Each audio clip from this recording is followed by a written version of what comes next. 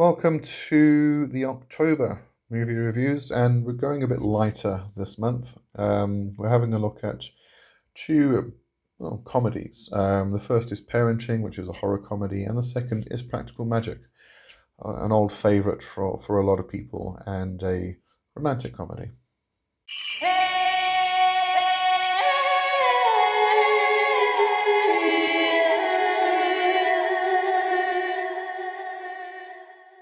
Every so often, a film comes along that surprises you, not because of its budget, cast, or special effects, but because of the way it handles the subject matter it's playing with.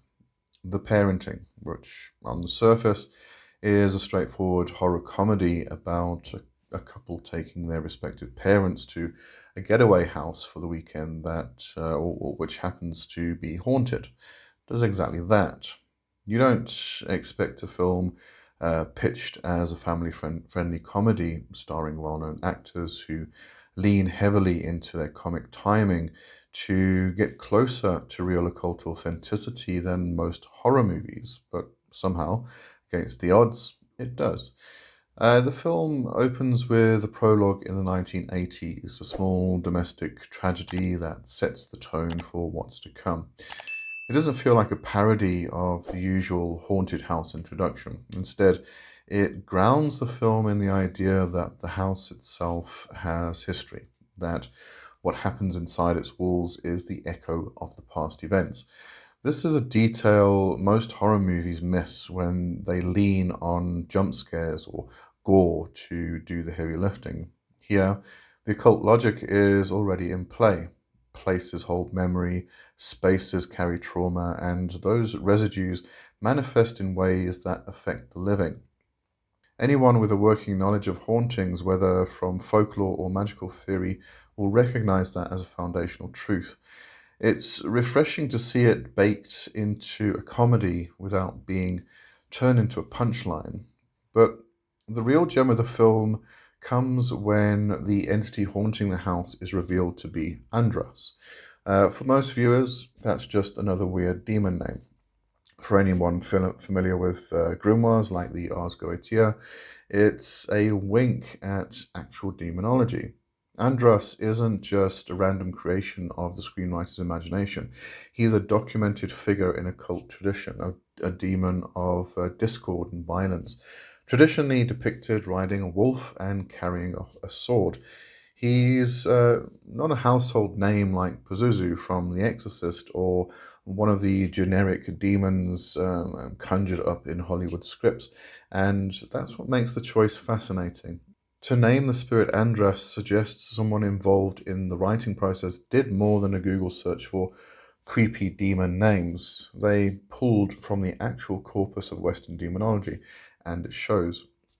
What makes this even more effective is that the summoning of Andras doesn't happen in the usual way. There is no solemn Latin chants, no candlelit basements, no heavy handed ritual circles glowing with CGI effects. Instead, he's summoned accidentally when the characters read aloud what they think is a Wi Fi password. It's a clever modern twist on one of the oldest occult ideas that words themselves are powerful, that language has teeth, and the Latin used isn't some abstract words put together or twisted out of context. Ego sum tibi Andras means I am Andras to you. In magical systems, from Kabbalah to chaos magic, the belief persists that speaking certain names or incantations alters reality. The parenting leans into that principle but disguises it in the mundanity of everyday tech life. It's funny, yes, but also strangely authentic. Many occultists would tell you that half of magical practice is exactly this, stumbling over the hidden power of words in spaces where you least expect it. What's also interesting is that they come across a book, a grimoire, and it's titled "The Letters on Demonology and Witchcraft" by Sir Walter Scott. But the book is real, and I found that very interesting. What they did, though, As I said, this is a movie, it's for entertainment value and everything else. But what they did, they added stuff or changed, altered the contents of the book, really. So, Letters on Demonology and Witchcraft isn't like a catalogue like other grimoires, like the Ars Goetia. So you won't find Andras in the book, but I just find it interesting that they kind of took an actual book that was written by Sir Walter Scott and pulled that into the movie itself. But the sigil they use for Andras is very close to the sigil from the Ars Goetia. It's not exact, but it's extremely similar. And the depiction, the appearance, with the raven head and humanoid body, um, is from the Ars Goetia as well. So they definitely did their research on this, which I thought was really, really interesting. Now, the house itself continues to play a central role in many horror films. The haunted house is little more than a backdrop for scares, a wallpapered stage for things to leap out of closets. The parenting treats the house as a character in its own right. Its past bleeds into the present. Its rooms seem to remember what has happened inside them, and its very structure acts as a container for the forces at play. That's more aligned with occult tradition than one might expect. Folklore consistently teaches us that land, the walls, and the structures we live in are not inert. They are permeable, absorbent, and often complicit. By giving the house this role, the film places itself in a lineage of occult storytelling that respects place as much as spirit. This is what makes the comedy element so fascinating. In theory, comedy should trivialize the supernatural, reduce it to punchlines, yet in the parenting, comedy becomes the disguise that allows real occult concepts to slip through. The laughter doesn't erase the authenticity. In some ways, it makes it more believable. After all, in real life, people often stumble into magical or spiritual phenomena without solemnity. They laugh nervously, they crack jokes to diffuse tension, they try to fold the inexplicable into the ordinary. The film captures that dynamic beautifully. The comedy feels like the natural human response to the intrusion of the supernatural rather than the denial of its seriousness. That said, the film isn't perfect from an occult perspective. Its resolution tidies things up more neatly than reality would allow. In the movies, demons, once summoned, rarely play by the rules of narrative catharsis. They don't simply get cast out by the combined effort of a few plucky family members pulling together. In that sense, the ending portrays its Hollywood heart. The occultism itself, whether you treat it as literal or symbolic, is messy. Deals have consequences, spirits linger. Hauntings don't just end because you've decided to love each other more as a family. The parenting flirts with these darker truths, but ultimately pulls back, choosing instead to let the family dynamic resolve the supernatural problem. It's satisfying cinematically, but it sidesteps the deeper implications of what it invoked. But after all, it is a comedy, so it will have a feel good element. Still, when you compare the parenting to most horror films that claim to be dealing with demons and possession, it comes out ahead. Too often, horror reduces the occult to cheap scares, anonymous evil forces, nameless Latin chants, special effects designed to shock rather than symbols meant to resonate. In contrast, the parenting anchors its story in named demons, linguistic triggers, haunted spaces with histories, and recognizable signs of possession, not to mention, as we did, the grimoire itself. Even if these are played for comedy, they have more texture and authenticity than the overblown seriousness of most serious horror films. Ironically, by refusing to take itself too seriously, the film ends up closer to how the occult actually feels when encountered: unpredictable, absurd, terrifying, and strangely ordinary all at once. If you're watching a film purely for laughs, you'll get them in abundance. The cast commits fully, and the absurdity of a demon unleashed by a Wi Fi password is too good not to enjoy. But if you have even a passing interest in occultism, demonology, or magical tradition, you'll find yourself noticing details that make you sit up straighter. You'll see Andras's name and recognize its lineage. You'll hear the accidental incantation and recall the magical theory of language. You may even recognize the grimoire. In the end, the parenting isn't an occult masterpiece. It doesn't aim to be. What it does, though, is respect the bones of occult storytelling enough to weave them into its comedy without stripping them of weight. And that's more than can be said for most horror films that try to play the occult straight. If I had to sum it up, the parenting is proof that you can make people laugh without dumbing down the supernatural. That comedy and authenticity can sit in the same haunted house, and that sometimes the best way to sneak a little truth into the mainstream is to hide it in a joke. It's hard to talk about witchcraft in film without mentioning practical magic, a favourite for a lot of people. This was released in 1998 at the height of Hollywood's fascination with witches. The Craft had hit just 2 years earlier, Charmed was on TV, Sabrina was still popular. Practical Magic is often remembered as a romantic comedy about sisterhood, family curses, and the occasional midnight margarita. But rewatching it through an occultist's eyes, what stands out isn't just the charm of Sandra Bullock and Nicole Kidman.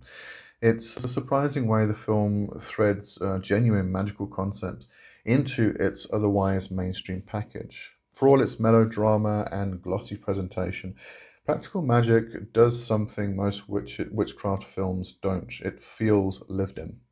It understands something of the rhythm of real magical practice, even if it's hidden beneath Hollywood glitter. From the very first frames, the film establishes that this is not just a story about witches as dangerous outsiders, but about witches as a family. The Owens women are bound together not by vague supernatural evil, but by a lineage of craft, a history passed from generation to generation. That right there is one of the most authentic details. Witchcraft, in reality, often travels through bloodlines, households, and secret inheritances. Even for those who come to it later in life, there's an emphasis on transmission, on learning from elders or ancestors. The Owens world isn't about a coven of strangers gathering under the full moon in a stylized ritual. It's about the messy, complicated intimacy of a family carrying magic alongside ordinary life.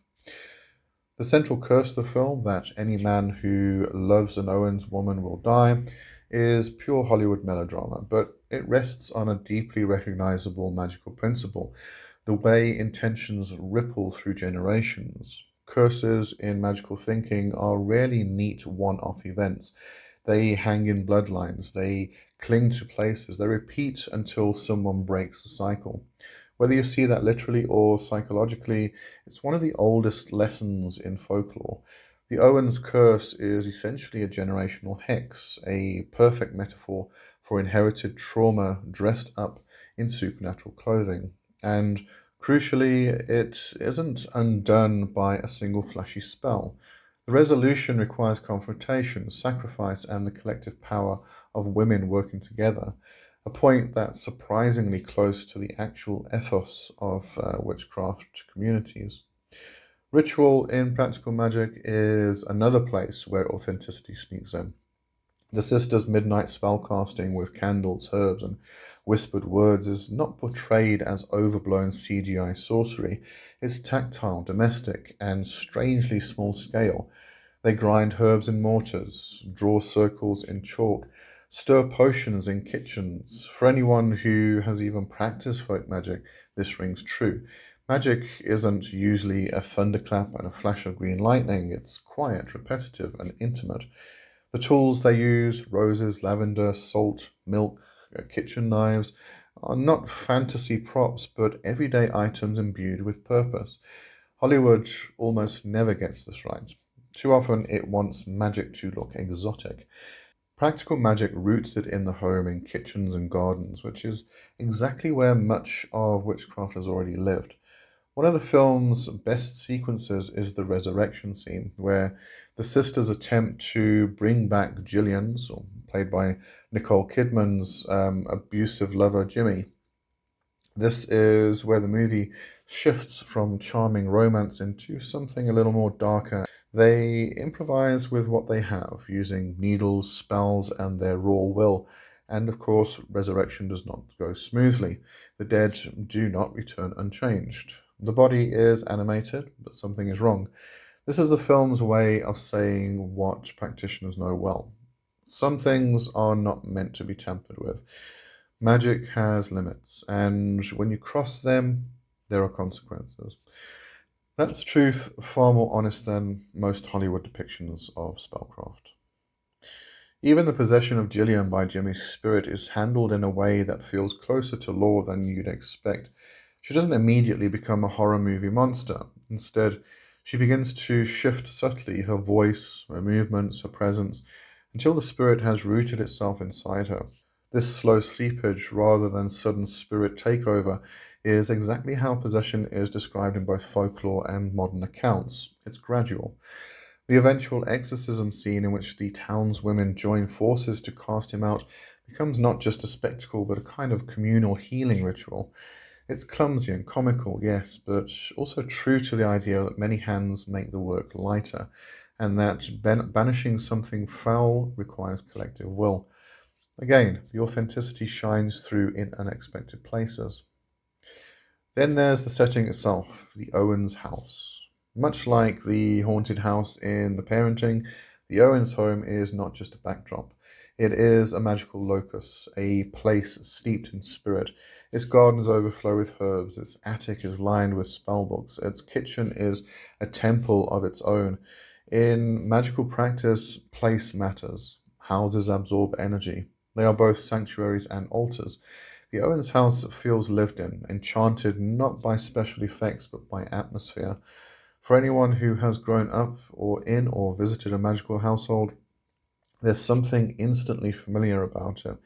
The walls hum, the rooms remember. That's not Hollywood invention, that's folklore truth, and quite frankly, who wouldn't want to live in that house? Where practical magic sometimes falters, from an occultist perspective, is in its resolution. The final expulsion of Jimmy's spirit leans a bit too much into Hollywood neatness, the kind of ending that ties curses off with ribbons and ensures everyone goes home smiling. Real curses don't end that way. Generational hexes aren't so easily broken. Spirits don't vanish in a puff of smoke. In real magical work, the residue lingers. The work continues long after the ritual is done. But then again, the film is a romantic comedy at heart, and its purpose is to leave us with a sense of catharsis, not the weight of unfinished spirit work. That's forgivable, because by then it has already given us enough genuine texture to stand out from the pack. What really cements practical magic as something special is the way it portrays witchcraft as inseparable from love, family, and everyday life. The sisters don't live double lives as ordinary people by day and witches by night. Their magic infuses their every action, from stirring coffee to tending gardens. That holistic approach is one of the most authentic depictions of witchcraft on film. Magic is not a costume they put on, it is the fabric of their existence, and that, perhaps more than any spell or curse, is what rings true. Looking back now, more than two decades later, practical magic holds up because it understands that witchcraft isn't just about power, it's about responsibility, inheritance, and connection. It captures the humour, the tragedy, and the chaos of living with one foot in the magical and one foot in the mundane. It doesn't get everything right, but it gets enough right that, for many practitioners, it still feels like home. In the years since, plenty of films have tried to show witches. Some have leaned into horror, others into camp. Few have managed the balance that practical magic strikes, warm and whimsical, but still carrying the shadows of real occult truths. It remains one of the rare films where witches are not just caricatures or villains, but human beings whose magic is messy, flawed, and beautiful. I am looking forward to Practical Magic 2, which is scheduled to release next year. Let's hope it lives up to its legacy. But if you're a practicing witch watching it for the first time, you'll smile at the midnight rituals, nod at the herbs in the garden, and maybe wince knowingly at the botched resurrection. You'll recognize pieces of your own practice reflected, even if in stylized form, and you'll come away with the sense that under all the Hollywood gloss, practical magic respects the craft more than it needed to. For a film billed as a romantic comedy with witches, that's no small achievement. And that brings us to the end of today's movie reviews. I hope you enjoyed that. Thanks for watching, and I'll see you next time. Cheers for now. Bye bye.